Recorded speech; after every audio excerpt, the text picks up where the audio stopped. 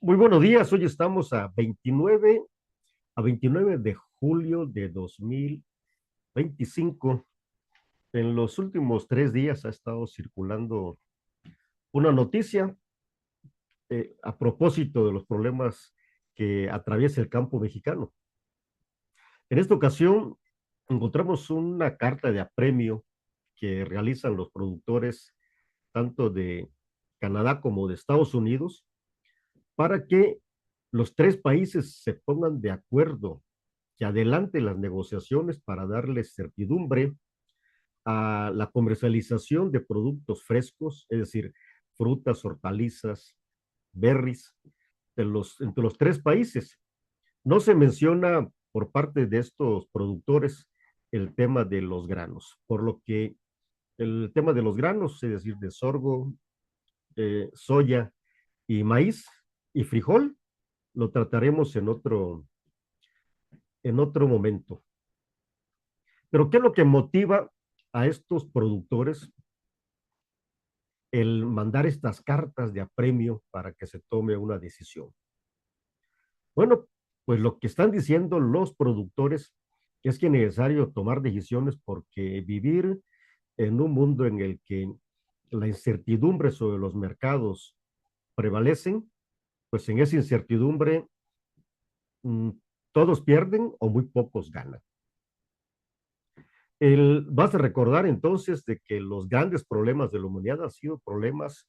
precisamente por el problema de los mercados. La historia de la humanidad es la historia de la búsqueda de mercados para que los imperios garanticen fundamentalmente su acceso a los alimentos. Te invito a que veas todo este video, que estaremos reflexionando sobre este problema en este canal del Doctor TV, que tiene la única finalidad de democratizar el conocimiento.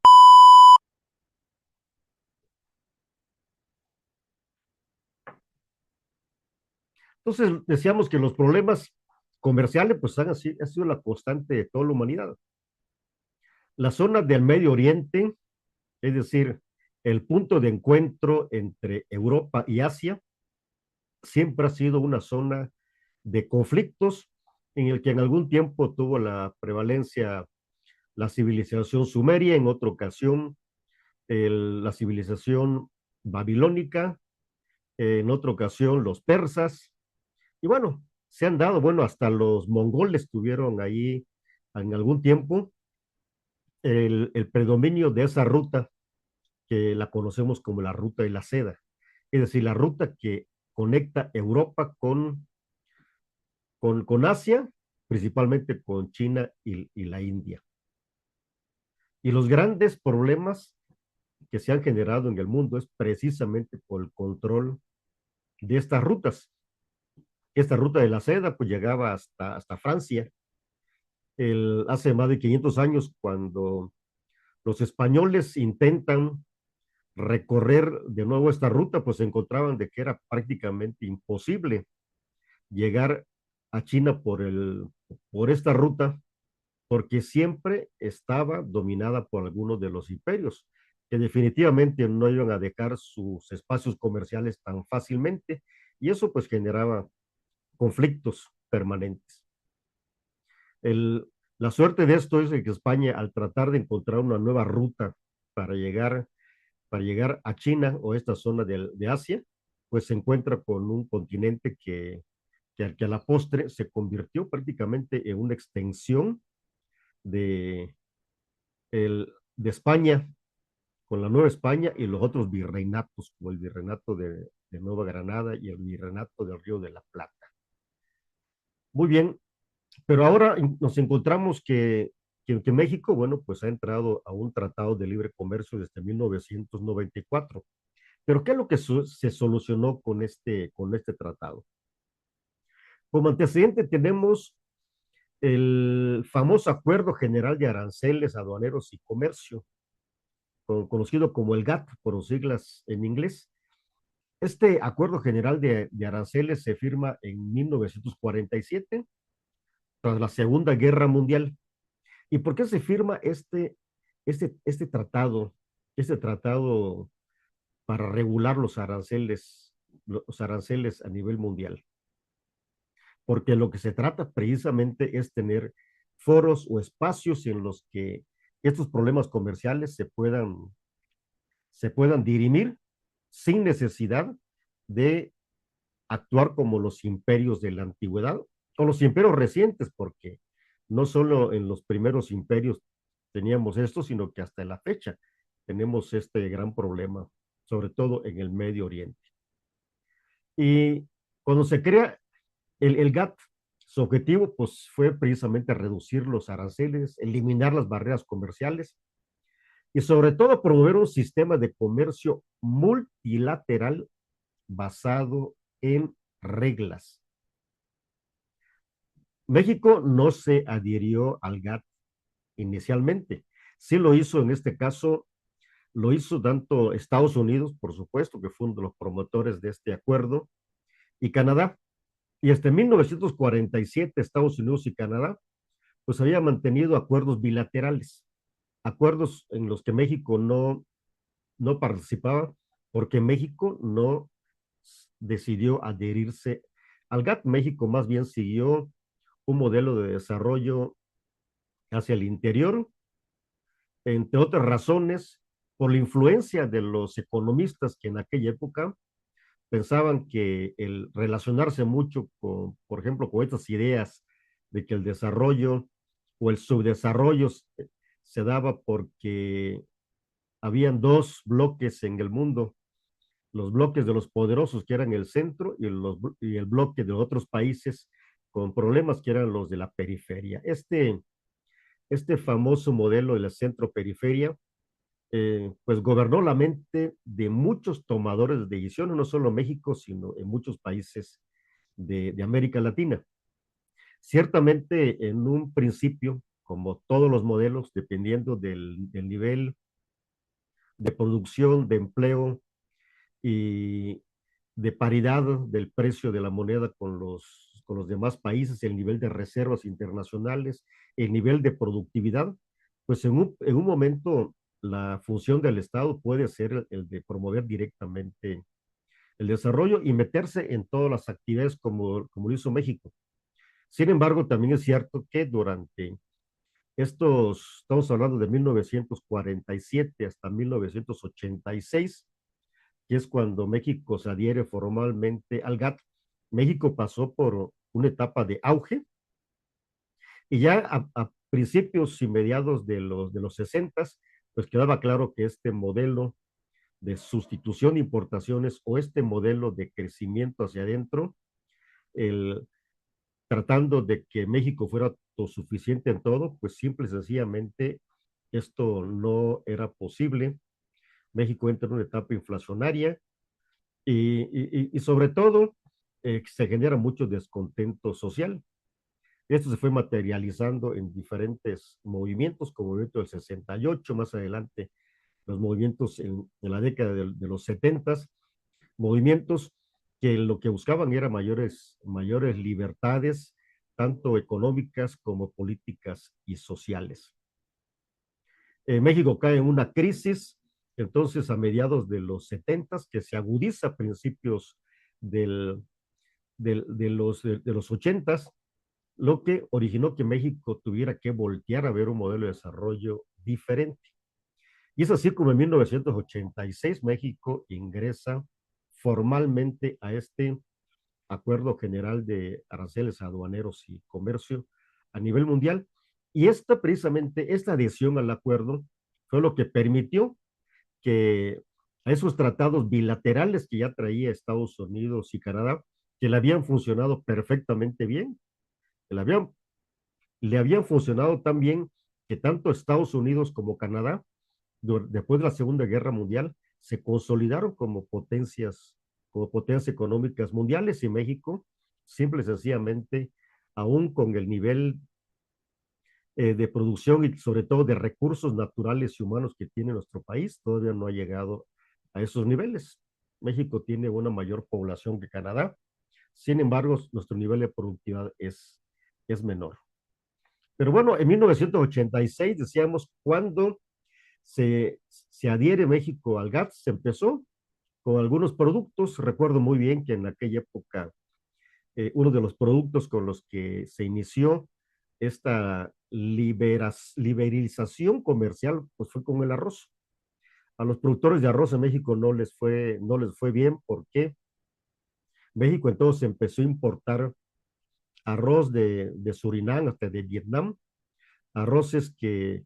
se producían en aquellos países con mayor productividad. En México se dijo, sobre todo en las zonas del sur-sureste, se dijo que el arroz no era ya rentable porque tenía muchos problemas de plaga y le echaron la culpa erróneamente a Zacate Johnson. No fue Zacate Johnson, fue la forma en que México se abrió en ese momento al mundo, en este caso, a través de este acuerdo general. Esto no quiere decir que sea bueno ni sea malo, sino qué fue lo que sucedió después de eso. Ya dijimos que en el caso de Estados Unidos y Canadá, pues son miembros del GATT desde 1947. Pero bueno, como antecedente, entonces esto permitió, cuando México se adhiere al GATT, ya con eso se completaron las bases jurídicas para poder firmar un tratado trilateral de comercio entre Estados Unidos, Canadá y México. De acuerdo trilateral que durante el sexenio de Salinas de Gortari se estuvo trabajando y al final de su sexenio se logró la entrada en vigor de este tratado. Y además, en aquella época, recuerdo también que el, la adhesión tanto de México al GATT como posteriormente la firma del Tratado de Libre Comercio, pues era una de las demandas sentidas, sobre todo de la izquierda mexicana, que no estaban de acuerdo con que México firmara un tratado porque decía que nos iba a ir muy mal en todos los sectores de la economía, no solo en el sector agropecuario, que se hablaba de una catástrofe mayúscula en el caso sino en todas las demás actividades, porque vale recordar que México durante esta etapa previa a que México entrara al GATT y luego firmara el Tratado de Libre Comercio, el Estado mexicano producía de todo. El Estado mexicano tenía las televisoras, tenía teléfonos de México, obviamente tenía Pemex, producía lavadoras, bicicletas, ferrocarriles, autos. Bueno, hasta publicaba historietas y, y novelas de esas que, que sirven como TV Notas, donde hablan de los artistas y demás. Es decir, el Estado mexicano creció tanto que fue un exceso. Por supuesto que se dio espacio para que en México hubiera una enorme corrupción y muchas de esas empresas, en lugar de beneficiar a la sociedad mexicana, pues estaban convirtiendo en un verdadero lastre. Sin que eso, sin que eso estemos diciendo que México no tuvo aciertos durante esta época en los gobiernos emanados, en este caso del Partido Revolucionario Institucional, porque si bien el gobierno de la República se dedicó a producir como si fuera un empresario y que en la mayor parte de las actividades en las que empezó a invertir se equivocó y se convirtió en un problema realmente para las finanzas públicas, se constituyeron instituciones muy valiosas para México, como es el Instituto Mexicano de Seguro Social, Nacional Financiera, los fideicomisos instituidos en relación a la agricultura, el Fertimex, que fue una buena institución, Pronacen para el caso del campo, CONASUPO, que fue una institución que le dio mucho sentido a la forma en que se atendía o se atiende a los sectores más vulnerables de la sociedad, el Infonavit, y vaya, una serie de instituciones que han trascendido hasta la fecha y que pues son orgullo realmente de todos los mexicanos y que ningún gobierno hasta el día de hoy se ha atrevido a, a eliminarlos, aunque han habido últimamente algunos intentos de desvirtuar el sentido de de esas instituciones. México todavía mantiene estas fortalezas. Pero al evaluar, dijéramos, la función empresarial del gobierno en la economía, pues la evaluación está muy clarísima. El gobierno mexicano salió reprobado. El, algunos que nos estén viendo probablemente recordarán esa etapa de crisis desde 1982 a 1988, una etapa de alta inflación, y además con otros problemas que se fueron generando por fenómenos, eh, por fenómenos naturales como el terremoto de 1985, que destruyó una parte importante de la infraestructura en la Ciudad de México y en otras partes de la República. Evidentemente que México pues estaba en un problema serio. La adición al GATT y al buscar que México se volviera un país mucho más integrado a la economía global, pues dio como resultado que se tuviera que, por ejemplo, disminuir el déficit fiscal, vender muchas de las empresas que en su momento eran ineficientes,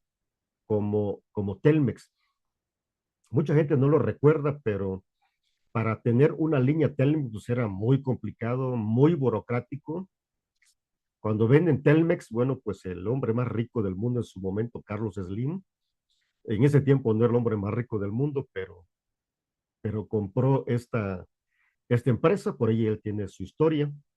Lo que podemos rescatar de esta privatización de Telmex es que fue todo un éxito financiero y fue todo un éxito no solo para el dueño de esta empresa desincorporada del Estado, sino un éxito para toda la sociedad mexicana porque se desarrolló finalmente el mercado de la telefonía en nuestro país, lo que llevó a México a ser uno de los países más avanzados tecnológicamente en materia de comunicaciones. Y así pudiésemos platicar de de otros sectores, por ejemplo, el sector bancario, que el sector bancario durante todo lo que iba del siglo pasado hasta 1982, pues había sido fundamentalmente una banca privada que convivía perfectamente bien con una banca de desarrollo, tanto para las obras, servicios, como para la agricultura. Había yo diría, una sana convivencia entre estas dos tipos de banca. En 1982, el presidente López Portillo, en un intento, yo diría que muy desafortunado, decide no nacionalizar, sino estatizar la banca y eso generó problemas de otra naturaleza que llevaron a que Miguel de la Madrid tuviera que sortear un sexenio verdaderamente complejo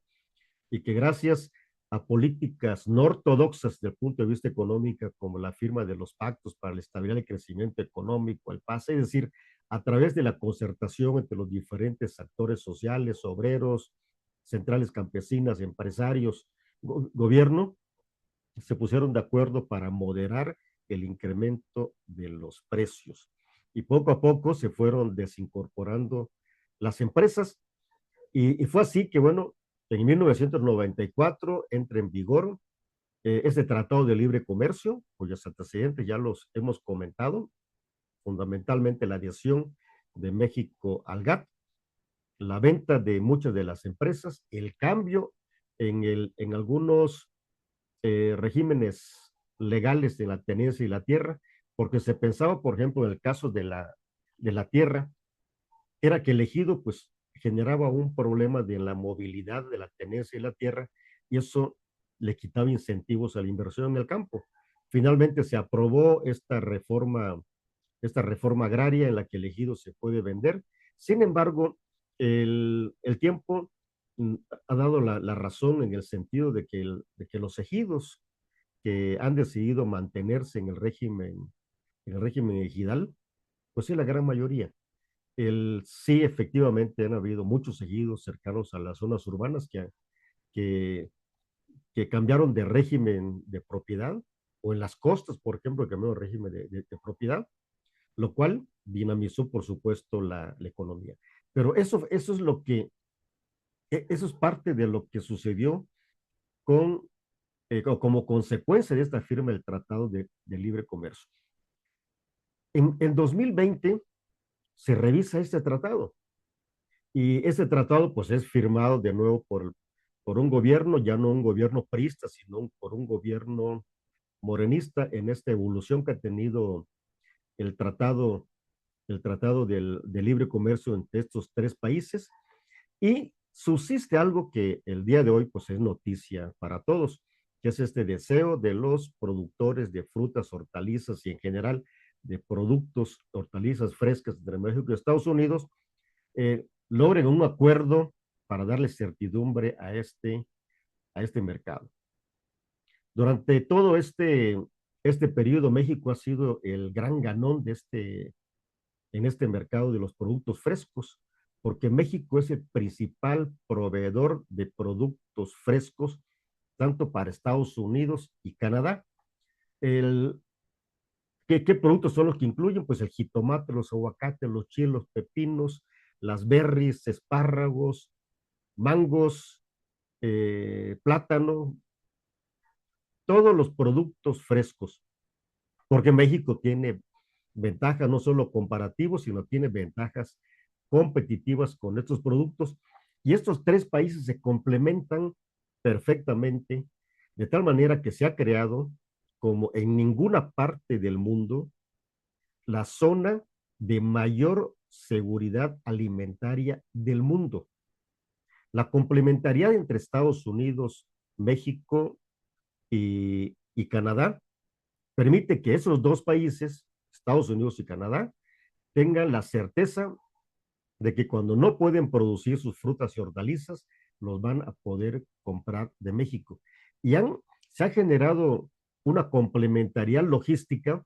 que el hecho de que se le impongan aranceles, por ejemplo, en el caso de los jitomates, en este momento, el hecho de que Estados Unidos se haya retirado formalmente de este acuerdo mexicano y, y al imponer un arancel del 17.09%, ¿sí? Marca un quiebre realmente a la estabilidad del comercio agrícola regional. Por eso es que los productores de frutas frescas de Estados Unidos y Canadá, agrupados en organizaciones muy fuertes de ambos países, han exigido un acuerdo trilateral de urgencia para evitar una escalada de medidas proteccionistas y preservar el abasto regional.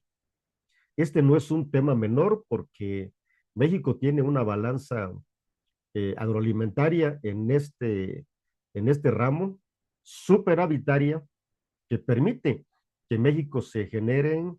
cualquier cantidad de empleos y se tenga un flujo de recursos que le da al sector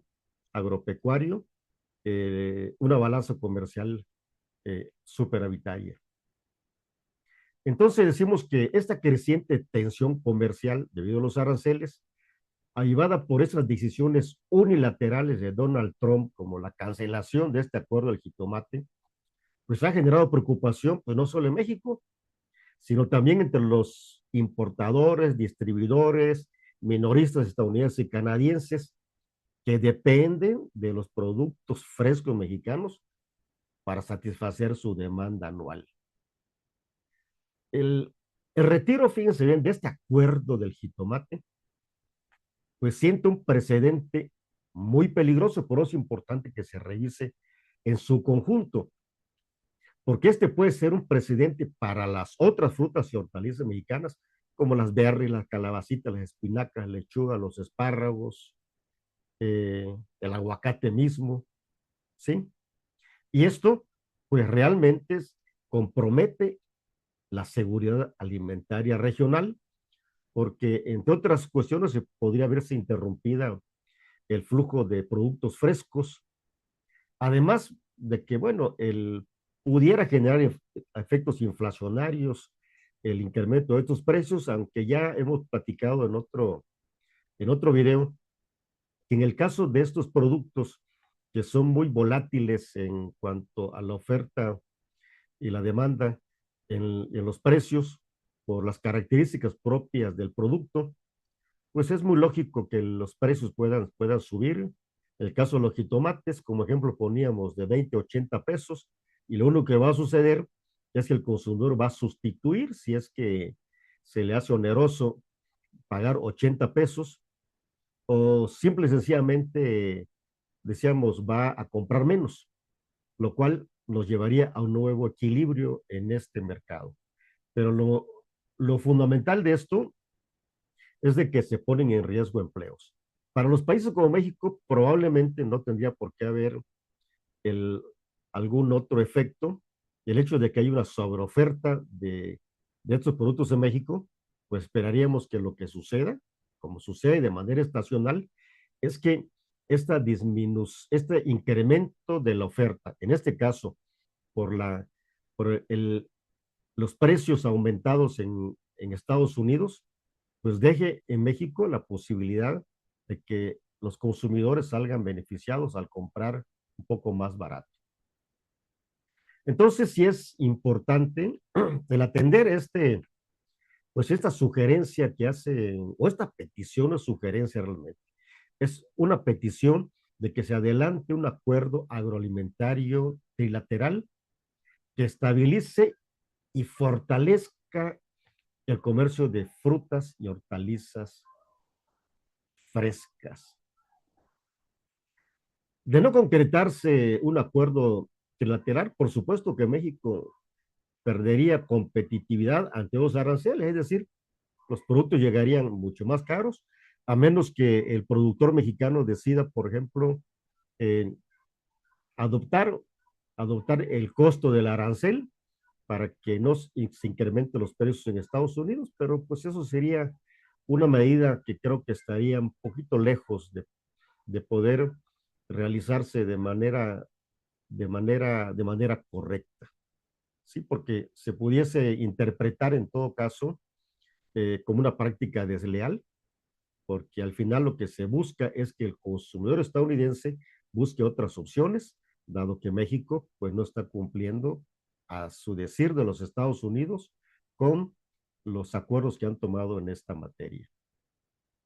Por supuesto que el hecho de que Estados Unidos se haya salido de este acuerdo, que como ya explicamos en su momento, es un acuerdo sin razón, o más bien, es es una medida unilateral de Estados Unidos sin razón, porque lo que se dice es que los productores de jitomate mexicanos realizan prácticas antidumping, es decir, que venden a precios bajos artificialmente. Yo ya quisiera ver que, que personeros que toman decisiones en Estados Unidos conocieran realmente cómo se producen los jitomates en México y llegaran a la conclusión de si los productores de jitomate están dispuestos a regalar el fruto de su trabajo, uh, el, vendiendo a precios cercanos o muy por debajo de su costo de producción. Eso realmente es un absurdo. Por lo que esta medida arancelaria, si Estados Unidos decide no quitarla, es importante que se sienten en este momento a negociar este acuerdo trilateral que les dé certidumbre a este sector agrícola, porque de otra manera pues se van a desincentivar inversiones. Bueno, esto tiene repercusiones de gran calado para las tres economías. Pero además se abre una puerta muy grave de fragmentación del Tratado de Libre Comercio en el sector agroalimentario, debilitando precisamente uno de los sectores más exitosos del tratado. No hay otro tratado en el mundo o no hay otra integración económica regional en el mundo que le garantice a su región los alimentos. Estados Unidos garantiza a los tres países la producción de granos, maíz, frijol, soya, trigo, y México le garantiza a esos dos países todos los tipos de frutas y verduras frescas. Entonces sí se tiene que trabajar en un acuerdo, pues digamos un acuerdo trilateral agroalimentario, que incluya, pues en ese momento ya todas las frutas y hortalizas frescas, como los jitomates, chiles, berries, los cítricos, los pepinos, lechugas, espárragos, es decir, todo lo que estamos vendiendo, la sandía, las papayas, el plátano, y probablemente yo diría que había que incluir, por ejemplo, el café que aun cuando no es una fruta y hortaliza fresca, sí es un producto en el que México tiene ventajas comparativas y competitivas muy importantes. Habría que incorporar unos productos sensibles en este acuerdo. Yo creo que hay disputas serias, por ejemplo, en el caso del aguacate, sobre todo por el hecho de que los precios de los aguacates o la producción de los aguacates se da en el contexto de que la extorsión de alguna forma genera ingresos para el crimen organizado en nuestro país, que es un tema que está atendiendo en otro ámbito. Pero también, por ejemplo, la discusión que tiene que ver sobre el maíz blanco y amarillo en el tema de la producción transgénica, que en la última reforma que se hizo en México, pues no queda muy clarito. Alguien decía, bueno, para evitar que lleguen los maíces transgénicos, pues hay que importar maíz quebrado. Fue una rotunda, realmente barbaridad plantearla de esa manera, porque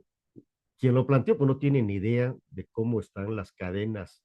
de, de suministro de todos estos procesos que se dan desde la producción hasta la importación y cómo esto se incorpora a los sistemas logísticos de nuestro país. Pero bueno, ya comentamos que el caso del maíz blanco, de los granos, será objeto de otra charla. El mercado de frutas y hortalizas frescas es un mercado bastante dinámico, que en la medida en la que los gobiernos únicamente hagan la parte que les toca, firmar los acuerdos que permita esa,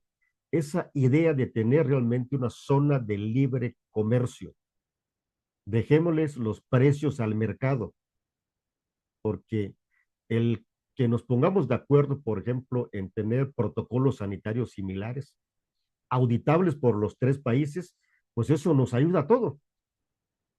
Nos ayuda a todos porque si garantizamos la sanidad,